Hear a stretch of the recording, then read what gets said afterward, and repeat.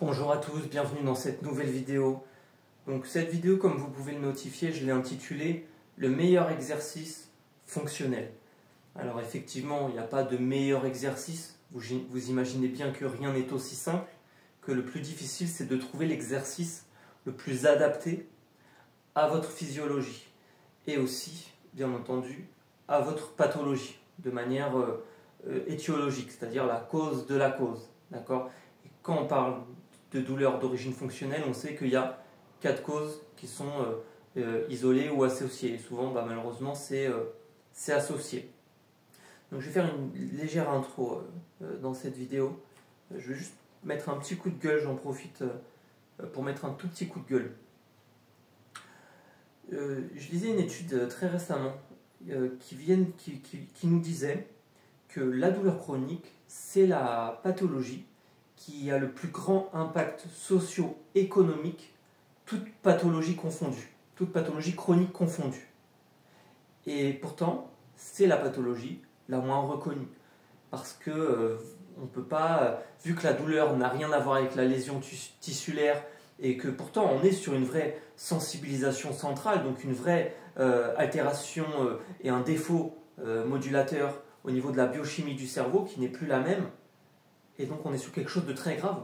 On est sur une pathologie à la fois psychiatrique, pas dans le sens où on est fou, mais qu'il y a vraiment un souci au niveau de cette sensibilisation centrale, et on est aussi sur une pathologie motrice, et donc sur une pathologie neuromotrice. Donc en fait, on peut difficilement faire pire en termes de pathologie que la douleur chronique, parce que les gens ont conscience qu'ils ont un souci, mais on ne leur donne pas les outils nécessaires pour le solutionner. Alors vous savez, j'ai un super dicton que j'ai inventé, c'est que si ça marche, c'est que c'est interdit, et on voit bien que de toute façon, rien n'est fait pour mettre en place des traitements qui auraient des effets durables, comme les plantes psychédéliques sérotoninergiques qui vont permettre de reconditionner des nouveaux souvenirs, d'accord, en remettant de la connectivité entre l'hippocampe et le cortex préfrontal, et en enlevant, si on veut, en déconditionnant ce réflexe de peur qui a été induit dans l'hippocampe, d'accord. Et je vous ferai une vidéo spécialement pour neurophysiologie de la douleur. C'est pas le but de cette vidéo, mais je tenais voilà quand même à vous rappeler ce fait, quoi, que la douleur chronique c'est pas anodin, et que c'est pas juste simplement il faut faire ci, il faut faire ça. On est sur un souci multi-étagé, multisystémique, où on a une perte de libération d'hormones, donc tous les systèmes finissent par merder, le système hormonal, le système vasculaire et le système nerveux, et on est sur un problème comme toujours de sensation, de mémoire et de tension. Et je vous ferai une vidéo, dans la vidéo sur la douleur que je vais vous faire, je vous expliquerai les neurotransmetteurs et leurs différentes fonctions. D'accord. Donc revenons-en à nos moutons. Donc le meilleur exercice fonctionnel, en tout cas l'un des meilleurs, c'est certain, que je vais vous présenter, il est souvent très négligé dans les centres de rééducation et en kinésithérapie aussi. Et je vais vous amener quelques subtilités pour l'exploiter au maximum, cet exercice, tout en l'adaptant le plus à votre cas. D'accord ? Donc, on n'y pense pas, mais quand on fait des exercices, du coup, on se doute que plus je vais les répéter un certain nombre de fois, plus je vais pouvoir les intégrer de manière quotidienne dans mon ancrage cortical, au niveau de mon cortex, parce que plus je vais répéter une expérience, plus je vais faire des ponts par l'expérience au niveau de ma plasticité musculaire, au niveau de ma plasticité cérébrale, d'accord ? Et donc plus je vais être effectif au niveau fonctionnel pour cette fonction, cette commande motrice que je cherche à faire. Et donc quel est le mouvement fonctionnel le plus utilisé en tant qu'humain qui nous caractérise en fait? Si je ne me déplace pas, je meurs, parce que je ne peux plus me nourrir, je ne peux plus interagir dans mon environnement. Donc le mouvement le plus fonctionnel chez un humain, c'est la marche, tout simplement. Et donc on se doute que plus on va chercher à reconditionner la locomotion, on pense notamment à Erwin Corr qui nous disait, une super citation, Erwin Corr qui était une base de l'ostéopathie, qui nous disait la machine primaire de la vie, c'est l'appareil locomoteur, et donc on est sur le bassin c'est le châssis, les hanches, c'est les suspensions. Et vous avez toujours ce rôle du psoas qui a un rôle, si vous voulez, de stabilisation de la hanche, c'est-à-dire qu'il va centrer la tête fémorale, de stabilisation du bassin, et donc du pelvis, hein, et donc de stabilisation aussi du rachis. Donc le psoas assure ce rôle de stabilisation de tout ce complexe, lombo-pelvis-fémoral, rachis lombaire, pelvis, hanche. Et donc on est sur le complexe lombo-pelvis-fémoral, et ça c'est très important de comprendre que vous êtes sur 3 articulations interdépendantes, interconnectées, et forcément la marche, elle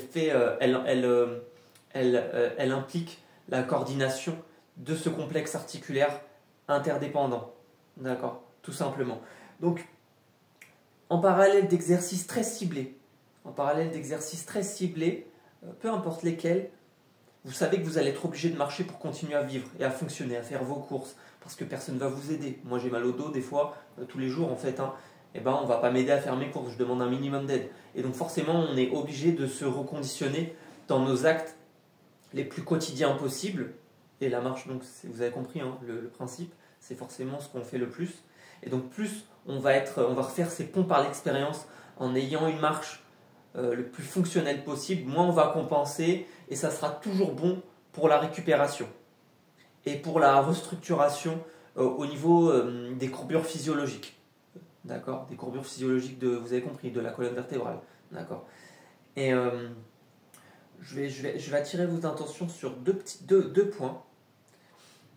Le premier, c'est que le psoas, il y a un souci de coactivation avec le fessier dans la plupart des cas. Donc renforcer le fessier comme des pores, c'est ce que je vous disais dans la vidéo précédente, ça va être contre-productif.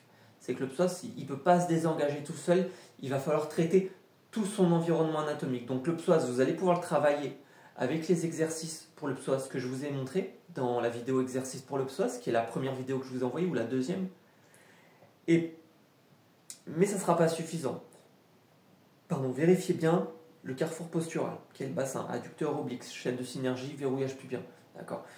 Et n'oubliez pas le grand dorsal. Le grand dorsal qui est le seul muscle qui relie la ceinture d'épaule à la ceinture pelvienne. D'accord, qui fait le transfert de force entre les membres supérieurs et les membres inférieurs. Et le psoas qui est le seul muscle qui relie les jambes et le dos. Mais là où je vais attirer votre attention, c'est que je vous ai montré comment désinhiber un psoas. Vous voyez dans les exercices pour le psoas, le but c'est de le désinhiber, vous avez compris, c'est de le réactiver en somme. Et il faut le désinhiber, effectivement. Mais le souci, c'est que le psoas, comme je vous l'ai dit, réfléchissez, comme c'est un stabilisateur de la hanche, du pelvis et du rachis lombaire, on se doute que si les muscles du rachis si ils sont trop faibles, ils vont forcer le psoas à stabiliser le rachis à la place des muscles érecteurs du rachis, qui sont censés faire ce travail. Vous comprenez? Et là, vous êtes sur des phénomènes de dominance de synergistes qui sont dus à des stratégies d'évitement de la douleur qui sont entretenues par ces inhibitions motrices. L'inhibition motrice, on le rappelle, le point trigger est une inhibition motrice, mais il n'y a pas que le point trigger qui est une inhibition motrice. D'accord, un spasme, une tendinite, c'est une inhibition motrice. Un gonflement articulaire peut provoquer une inhibition motrice. On a vu que, je vous avais dit dans la vidéo que je vous ai faite pour le dos, que si au niveau vertébral il n'y a pas assez d'espace et que les vertèbres ne s'articulent pas assez correctement et ne glissent pas assez correctement, elles vont forcer la musculature superficielle à être hyperactive. Et donc le cerveau va avoir l'impression que je tombe tout le temps en arrière. Et donc à faire cette hyperactivité, si vous voulez, c'est que bien sûr que la structure porteuse n'existe pas au niveau squelettique. Oscar, je le mets dans la poubelle, et tu vois, le squelette, je claque des doigts, il n'y a plus de muscles, il s'écroule comme un château de cartes. Donc effectivement, les muscles sont antigravitationnels, mais il faut bien comprendre, comme toujours, que vous êtes sur un système de tenségrité biologique, c'est-à-dire la répartition globale de toutes les tensions, et donc les tendons et les ligaments eux-mêmes tendus font que les muscles compriment les articulations. Et je vous ferai une longue vidéo, je pense. En tout cas, j'aborderai plus en détail la tenségrité biologique dans des vidéos que je sortirai un peu plus tard. D'accord. Et donc les érecteurs du rachis, comme je vous en avais parlé, vous vous rappelez, vous avez le long dorsal, le multifide, qui va stabiliser la charnière et qui va aider aussi à garder les courbures physiologiques comme toujours. Et là où je vais un peu je vais un peu accentuer, là où je vais un peu porter votre attention, ça serait sur le sur l'iliocostal. L'iliocostal, il va faire la flexion, donc c'est un érecteur du rachis, il fait que je ne tombe pas en avant quand je marche, d'accord? Donc il fait que mon dos tient droit, mais il va faire la flexion, d'accord? Il va faire l'érecteur du rachis, pardon, il va faire en fait que je ne tombe pas en avant, mais il va faire aussi la flexion latérale, voilà, pardon. Et il va faire la flexion latérale. Et le souci, c'est que la flexion latérale, elle n'est pas toujours simple à récupérer, parce qu'il y a une histoire de contrôle homolatéral. C'est-à-dire que je marche sur un clou, je me récupère de l'autre côté. Là, vous avez votre contrôle homolatéral, vous comprenez? Et donc, quand il y a une douleur chronique, et ben, vu que on est sur un schéma moteur compensatoire, il y a des grandes chances que le contrôle homolatéral, on ne l'a pas. Et en plus, on peut rajouter dessus une attitude scoliotique ou une scoliose. Et là vous allez comprendre les exercices. Je vais vous en montrer un et puis un deuxième que j'avais déjà montré, mais que je vais un peu plus vous donner de directives pour plus l'adapter à votre pathologie, d'accord? Et je vous parlais du psoas parce que si les érecteurs du rachis sont irrités, ils vont mettre trop de charge sur le psoas. Il va chercher, il se dit, moi je ne peux pas me désengager, tu veux me désinhiber, mais moi je ne peux pas me désengager parce que les érecteurs du rachis là, ils font plus le taf. Et comme ils sont irrités, ils vont empêcher mon cerveau du coup de mobiliser le psoas. Donc en pubalgie, vous avez 5 formes de pubalgie. Psoas, adducteur, conflit de hanche. Quel type de conflit de hanche? Cam, pince, mixte, arthropathie pubienne, hernie inguinale. D'accord? Donc là, vous êtes sur quelque chose de multipathologique, qui est un déséquilibre musculaire dans le bassin. Et donc vous êtes comme toujours sur un carrefour postural. Et donc quand vous avez une forme, vous avez des chances d'en avoir une ou deux avec. Et on ne parle pas du syndrome de l'essuie-glace qui va se mettre dans la partie, probablement, et d'une scoliose qui va commencer par être fonctionnelle. Et si vous ne faites rien dans le temps, bon, il y a de la marge, hein, elle risque peut-être de devenir structurelle. D'accord? Mais dans tous les cas, on va traiter une pathologie fonctionnelle de la même manière qu'une pathologie organique, et une organique, on va la traiter de la même manière qu'une pathologie fonctionnelle, en privilégiant le traitement conservateur quand cela est possible. D'accord? Et donc, le seul traitement, c'est le mouvement. Voilà. Voilà, fin.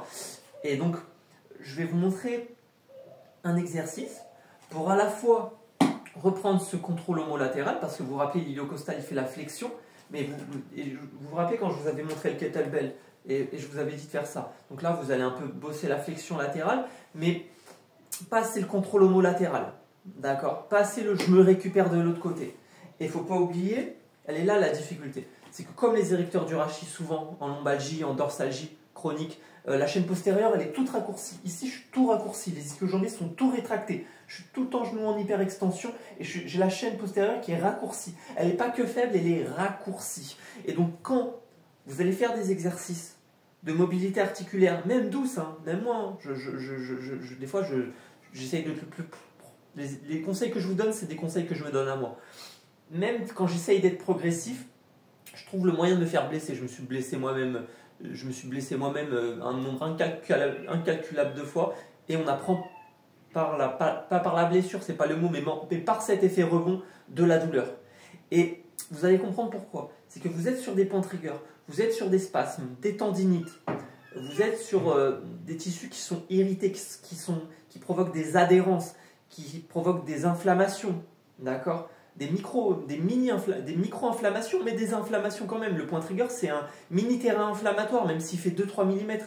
Et ce que je veux vous faire comprendre, c'est que quand vous avez des positions qui déclenchent la douleur, quand vous bossez par exemple en mobilité articulaire douce ou avec une amplitude un peu trop grande par rapport à cette fibre qui a perdu son élasticité, et donc qui est hypoélastique et à la fois hypertonique, parce qu'en fait, que la fibre, que ça soit la type 1 ou la type 2 en termes de fibres musculaires, elles vont finir par devenir hypertoniques, elles vont finir par se tétaniser en gros, parce qu'il n'y a plus d'oxygène, parce qu'il n'y a plus de sucre, d'accord? Les fibres de type 1 qui vont marcher à l'oxygène, et donc au sang, et les fibres de type 2 qui vont marcher au sucre.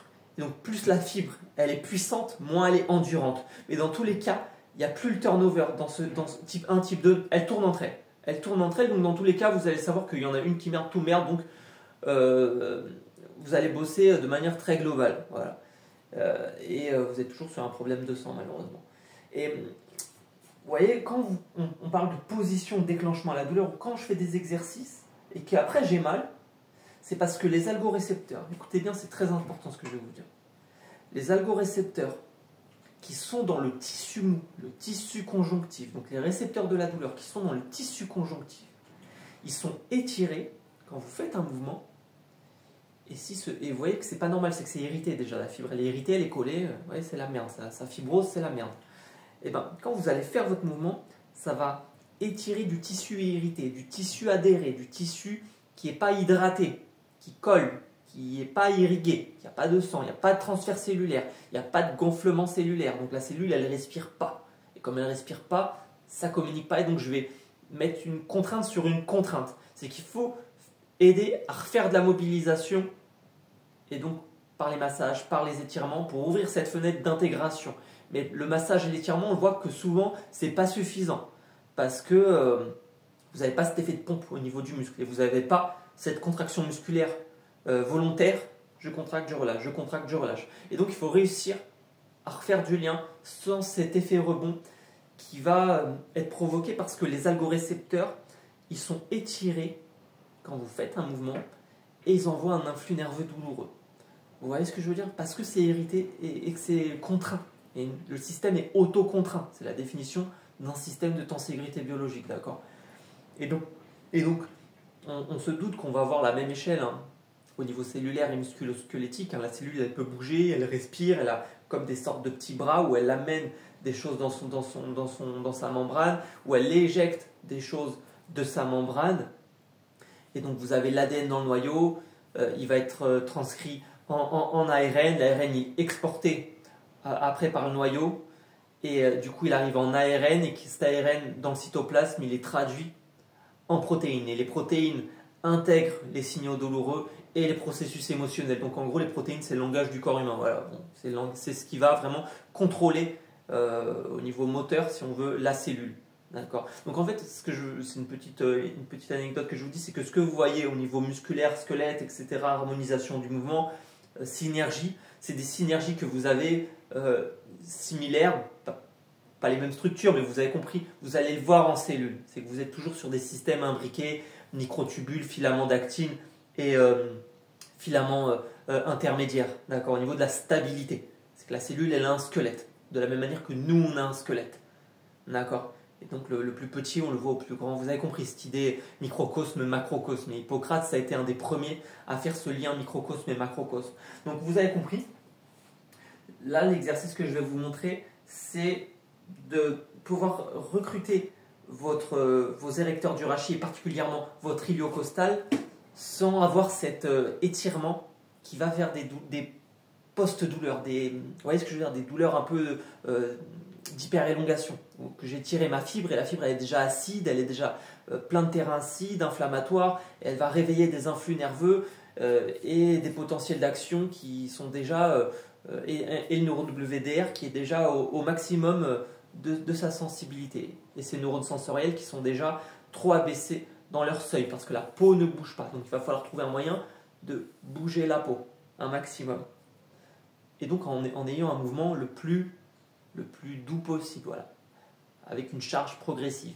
Et là où je vais attirer votre attention, dernièrement, après je vais vous montrer le mouvement, vous en faites pas, c'est le souci des exercices qu'on fait debout. Il faut être très minutieux et très prudent dans tout ce que vous faites debout pour le contrôle, premièrement, par rapport au contrôle postural. Vous vous rappelez, je mets mon bâton, hop, et là je garde mon contrôle postural. Donc, le problème c'est que si vous allez être debout et que vous allez faire vos exercices, vous risquez de perdre votre contrôle postural. Et donc vous risquez de majorer le déséquilibre, d'exacerber ce déséquilibre. Vous marchez déjà sur des compensations. Donc au lieu de penser performance, poids, pensez commande motrice. Schéma moteur juste et corrigé. On mobilise la fibre, on l'active, hypertrophie, on l'intègre, hypertrophie fonctionnelle. Et donc, les massages, les étirements, ce n'est pas le traitement. On ouvre la fenêtre d'intégration et on aura l'activation avant. Donc là, c'est un très bon exercice, très complet, que je vais vous montrer, qui qui peut vous aider à marcher plus correctement, à moins compenser et vous aider un peu à désengager ce putain de psoas qui est parti en cacahuète, probablement. Le psoas, je crois, il est responsable de 60% des maux de dos, si c'est pas plus, hein, vu comment il est jamais palpé et vu comment il n'est pas pris en compte pour ce qu'il est, c'est-à-dire le muscle avec le plus de nerfs impliqués dans les réponses de combat et de fuite, et donc on est sur le muscle du réflexe archaïque de la position fétale, et je pense qu'il n'échappe pas au réflexe d'inhibition autogénique qu'on retrouve sur les chats de Sherrington, d'accord. Et ça, c'est de la neurologie, et je pense que s'il y a des scientifiques sur YouTube, ils comprendront de quoi je parle, d'accord. Et donc, voilà, je vous le montre de base, et après je vous détaillerai un peu comment bien faire. Donc vous prenez un poids, vous commencez par un poids léger, 1 kg, 2 kg, et toujours vous le faites 1 mois et demi, 2 mois, et pour un peu avoir une idée sur votre progression. C'est-à-dire que quand vous faites un exercice, vous faites 3 minutes minimum tous les jours pendant 1 mois et demi, 2 mois, pour qu'il y ait cet ancrage cortical. Une fois que j'ai appris, j'ai appris. Ça y est, c'est acquis. C'est intégré dans le cerveau, c'est intégré dans le cerveau. Donc vous prenez votre poids, vous restez droit, tout simplement. Bien, le dos bien droit, sinon vous allez vous abîmer. Donc vous restez le plus droit possible et vous soufflez pendant l'exercice, tout en marchant, avec votre poids. Là, je fais travailler mon contrôle moteur. Le mieux, c'est que si vous avez une glace, vous marchez le long de votre baie vitrée. Et le but, c'est de garder le tronc bien stable. Il ne faut surtout pas le mettre en péril, le tronc. Donc, n'ajoutez pas de poids si ça implique que vous allez perdre cette stabilité du tronc. Il ne faut surtout pas la mettre en péril. Et vous gardez votre tronc droit. Et là, vous recrutez votre iliocostal, flexion latérale. Même si je ne fais pas vraiment une flexion latérale, je vais la chercher dans mon cerveau pour m'équilibrer. Et vous soufflez surtout pendant l'exercice.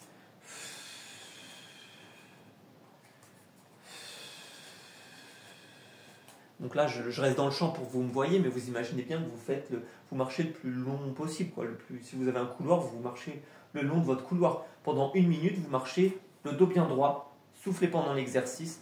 Vous faites 1 minute, vous faites une pause, vous le refaites 1 minute de plus, 3 minutes et 1 minute de plus, et vous faites, je sais pas, entre 3 minutes et 5 minutes, donc entre 3 et 5 séries, 1 minute par bras. Si vous le sentez, vous changez de bras, ok, et vous faites la même chose, vous faites travailler votre contrôle moteur. Donc là, on est plus sur de l'entretien.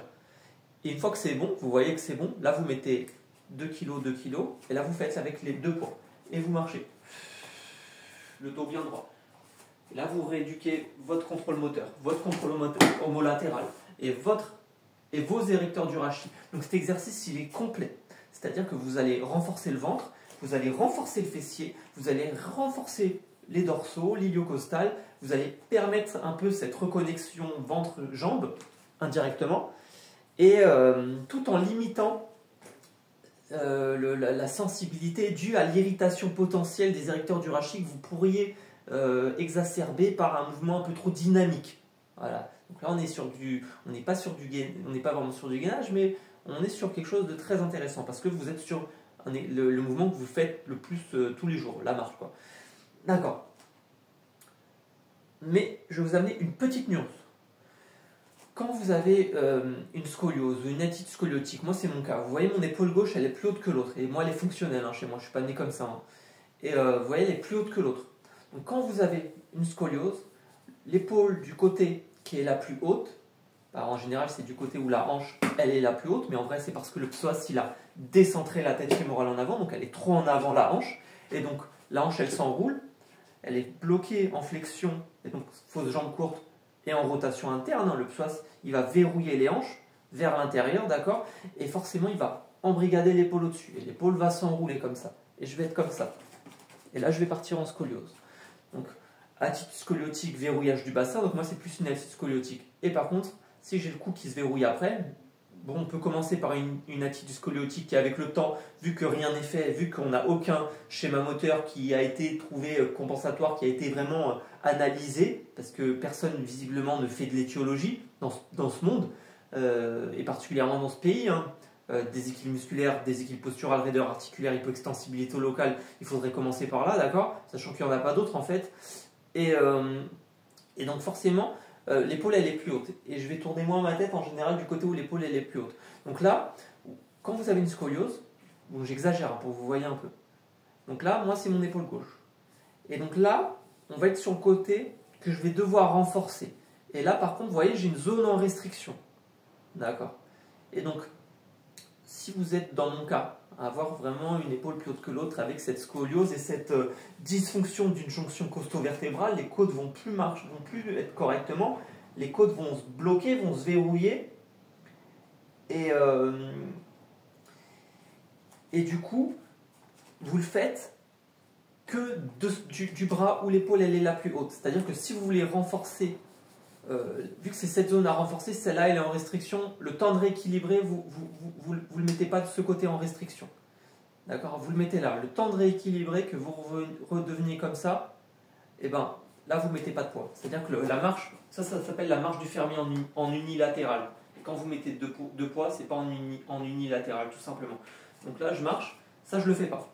Ça je le fais pas, je le fais que de mon côté où l'épaule est la plus haute. Et là je le fais. Et là ça va m'aider à renforcer. Et le but c'est de redresser. Plus je vais être fort là, plus l'épaule elle va descendre.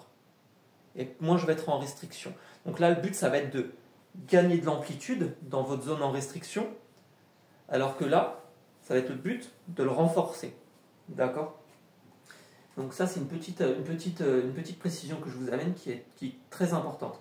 Donc pareil, 3 minutes, 3 minutes tous les jours, donc une série, 5 fois, 3 fois, voilà, il n'y a pas de règle. Donc dans le même genre, vous prenez votre poids, hop, vous prenez votre poids, hop. Donc là, je suis sur ma zone à renforcer. Là, je suis sur ma zone en restriction. Donc là, je renforce que la zone à renforcer. Celle en restriction, je ne la renforce pas le temps de me rééquilibrer. Et là, ce que je fais, tout simplement, c'est que je monte, hop, je redresse mon dos. Et quand je redescends, je ralentis la chute et je me penche légèrement du côté droit. Comme ça, je gagne de l'amplitude dans ma zone en restriction, tout en renforçant là où j'ai l'épaule trop haute. Mais en vrai, elle est trop en avant, vous avez compris. Il y a un décentrage au niveau de la tête de l'humérus et surtout il y a un décollement au niveau des scapulas. Les scapulas, elles sont décollées. Elles sont décollées au lieu d'être collées et fixées par les fixateurs. D'accord. Donc vous avez compris. Et ça, pareil, vous faites une dizaine de mouvements. Et vous le faites 3 fois, 5 fois, il n'y a pas de règle. Et n'hésitez pas, si vous voyez que vous répondez bien, à rajouter du poids. Mais allez-y très doucement, très progressivement. Vous avez compris, le but, c'est pas de majorer le déséquilibre. Et dernier point, regardez dans la vidéo que je vous ai fait, exercice pour le psoas, regardez bien l'exercice que je vous ai montré, attaque du talon. Vous vous rappelez, on est au sol et les talons comme ça, ils viennent comme pédaler et faire des petits cercles. Et donc n'hésitez pas, en même temps que vous cherchez un peu à rééquilibrer cette ceinture d'épaule, et donc à redonner du mouvement dans les côtes et à reprendre cette synergie jambe-ventre, n'hésitez pas à désinhiber le psoas en parallèle. Parce que souvent, ce que vous allez avoir, c'est un syndrome croisé inférieur. Et le syndrome croisé inférieur, c'est une forme de pubalgie psoas, mais les personnes visiblement ont l'air d'être au courant. Je ne sais pas pourquoi ils font des... Le problème des nomenclatures, vous savez, c'est qu'il y a plusieurs syndromes pour dire la même chose. C'est-à-dire que les USA vont pas parler de... vont pas avoir forcément les mêmes nomenclatures. C'est-à-dire que je regarde les Français et les Américains, moi. Et souvent, j'ai pas la même nomenclature et pourtant, on parle des mêmes trucs, en fait. Mais je m'en rends compte après.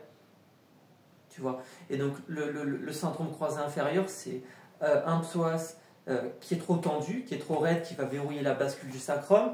Et forcément, la tension, elle va monter dans les spinaux. Et donc, les érecteurs du rachis vont être tendus. Le ventre, il va s'affaiblir. Et le fessier va s'affaiblir. Et là, vous êtes sur un syndrome croisé inférieur. Mais en vrai, c'est une forme de pubalgie, vous avez compris. C'est-à-dire un déséquilibre musculaire dans le bassin. Et on se doute que si je suis baisé comme ça, il y a des grandes chances que je sois baisé dans les 3 plans de l'espace, en 3 dimensions. Et donc que le tendon du TFL, il va prendre dans sa gueule, parce que la torsion, elle est pelvienne, elle est dans tous les plans de l'espace. Et donc le tendon du tenseur du fascia lataire risque de sauter. Le tendon dans l'aine aussi risque de sauter, par nous faire un ressaut. Et les ressauts ne sont pas forcément des indicateurs cliniques, mais ils peuvent nous indiquer que le tendon il est trop tendu parce que le muscle il est trop restreint. parce que pour que le muscle se contracte, le tendon doit sortir de sa gaine, et donc si le muscle est hyperactif et inhibé, il est hypertonique, tu vois, il sort et le tendon, on va rentrer en conflit au niveau de l'os et faire ce roulement qui cluc, et à force, le tendon va s'effilocher et peut avoir des anomalies, d'accord, des anomalies aussi bien motrices que structurelles, d'accord, c'est-à-dire que le tendon, c'est pas un putain de bout de bois, d'accord. Il faudrait le dire aussi un peu aux chirurgiens qui font les études sur les hanches et les opérations des tendons, la ténotomie, qui ne nous disent pas un putain de mot sur l'organe neurotendineux, et que c'est pas que le tendon est mort, c'est qu'il a oublié. C'est que le tendon, il est vivant, et le tendon, il détecte la tension, et le tendon, il dit à mon cerveau l'état de contractilité du muscle en temps réel. Et donc un tendon, ça s'éduque, ça se rééduque. Et le tendon, il aime la charge, il a besoin de porter. Il aime la charge, le tendon. Donc si on peut le réadapter, le tendon, il n'y a aucun problème. Ça sera certes plus long, parce que c'est peu vascularisé un tendon, mais ça ne sera pas impossible. D'où l'importance de ne pas augmenter trop la charge. Pensez plus à augmenter le temps de travail, par exemple, dans un premier temps, pour reprendre de l'endurance, et après, vous allez peut-être plus facilement pouvoir reprendre de la force. D'accord. Donc j'imagine que c'est complet. Donc regardez bien en parallèle les exercices pour le psoas. C'est ça que je veux vous dire. Si vous bossez le dos, vous n'oubliez pas le bassin. C'est très important. D'accord? Parce que vous voyez, psoas, spino. Spino, c'est érecteur du rachis. Spino profond, spino superficiel, qui vont irradier jusqu'en coccygodini. Et le psoas derrière va en plus verrouiller le sacrum. Donc vous imaginez le bordel. Et les spinos vont projeter en termes d'irradiation en point trigger dans le fessier, dans l'aine, mettre des nœuds dans le ventre. Et donc on a ce retard de contraction du transverse. Et vous comprenez que vous êtes sur un carrefour, et il faut avoir une vision très globale des transferts de force. Main supérieure, main inférieure. Ça circule, ça circule, ça circule, et le centre de l'équilibre humain, c'est au-dessus du nombril. Et donc le but, ça va être de garder cette stabilité au niveau du tronc. Donc là, la marche du fermier en unilatéral, c'est un super exercice pour garder votre stabilité au niveau du tronc, tout en rappelant cet instinct de m'étirer en avant vers le ciel. Ah, je dois m'étirer vers le ciel. M'étirer en avant. D'accord? C'est ça. Parce que quand je fais mon gainage, je n'ai pas l'instinct de m'étirer en avant. Donc là, ça vous force à faire travailler votre cerveau pour combattre la gravité avec un mouvement que vous faites de toute façon tous les jours, la marche. D'accord? Et ça, c'est très intéressant. Ok? Donc j'espère que ça va vous servir. Donnez-vous le temps. Soyez patient. Et n'hésitez pas, comme toujours, à me consulter dans la vraie vie, en présentiel. Si certains viennent de loin ou sont sûrement trop handicapés, parce que malheureusement, je sais qu'on a des soucis de mobilité quand on a des douleurs chroniques. Donc n'hésitez pas, si vous êtes handicapé, exceptionnellement, à me proposer un visio. D'accord? Je pourrais toujours vous conseiller des exercices, des livres, vous faire quelques tests, un peu de matériel, vous conseiller du matériel. J'ai un long carnet d'adresses, je connais pas mal de kinés, d'ostéos, de chirurgiens, il n'y a pas de problème. Et bien entendu aussi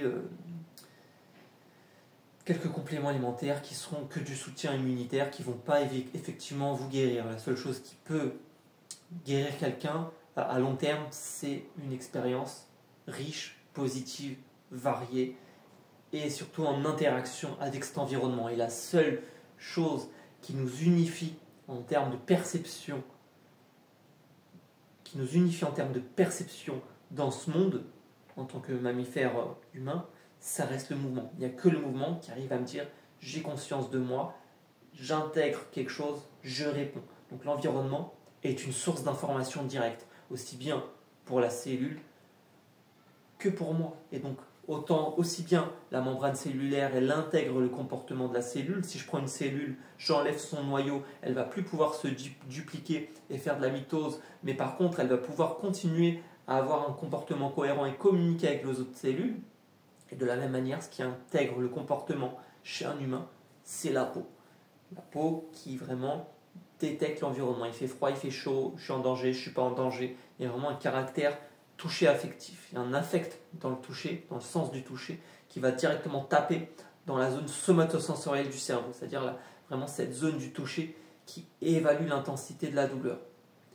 Mais que l'évaluation. Le cerveau ne génère pas l'information, il fait que la traiter. Donc plus vous allez lui donner des informations fiables, des informations sécuritaires, des informations optimisées pour combattre cette gravité, parce que le cervelet, il fait la posture antigravitationnelle et il harmonise le mouvement et la coordination. Et surtout, que les muscles combattent cette gravité. Et ça, c'est très important à comprendre. Que vraiment, vous êtes sur un système de tenségrité biologique et que la gravité est une information exploitable. Et le souci, c'est que quand il y a une douleur chronique, les informations de gravité sont plus les bonnes parce que le muscle n'arrive plus à se coordonner. Il y a un souci vraiment, il y a un déséquilibre musculaire. Et donc, vu que le muscle n'a pas les bonnes informations de gravité lui-même, et bien forcément, le cerveau n'a pas les bonnes non plus, il ne peut que mal répondre. Pas de bonnes informations, pas de bonnes réponses. Et on merde, et on merde. Donc, travaillez votre contrôle moteur, votre contrôle postural. Où et quoi dans l'espace. Travaillez de préférence devant un miroir pour garder la stabilité de votre caisson thoraco-abdominal, thoracolombaire, on s'en fout, on appelle ça comme on veut, le plus stable possible, pour éviter d'aller chercher toujours ailleurs. D'accord. Donc je vous souhaite bon courage les amis, n'hésitez pas à me faire des petits retours, j'espère que ça va vous aider et je vous dis à bientôt. À bientôt les amis.